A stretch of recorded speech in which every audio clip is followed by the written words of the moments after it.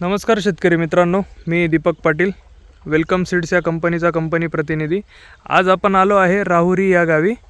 आपल्यासोबत आहेत शेतकरी दादा ज्यांनी वेलकम सीड्स या कंपनीची विदेशी या कोबीची लागवड केली आहे। आपण थोडक्यात त्यांच्याकडून त्यांचं मनोगत जाणून घेऊया। दादा नमस्कार। नमस्कार। आपलं नाव काय दादा?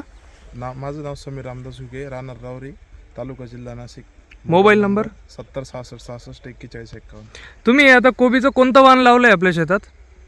वेलकम सीड्स विदेशी। वेलकम सीड्सचं विदेशी। काय तारखेची लागवड होती आपली?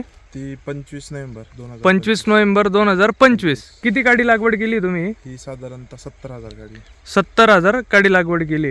25 नोव्हेंबर 2025 ची लागवड आहे। आज कंप्लीट 80 दिवस झाले, 79 ते 80 दिवस लागवड करून झाले। तुम्हाला या वाणाविषयी खास वैशिष्ट्य काय वाटले इतर वाणापेक्षा? बाकीच्या वाणांपेक्षा हिचं जे वाण आहे विदेशी, याला काळोखी जास्त आहे, त्याच्यानंतर टणकपणा साईज बी जास्त आहे आणि झाडाची रोगप्रतिकारशक्ती चांगली आहे, त्यामुळे जी कीड वगैरे लागते किंवा मग करप्या लागतो तो कमी आहे। बरोबर, म्हणजे पत्ती रफ असल्यामुळे रोगांचा प्रादुर्भाव कमी आहे। आता सरासरी काय वजन असेल गड्ड्याचं?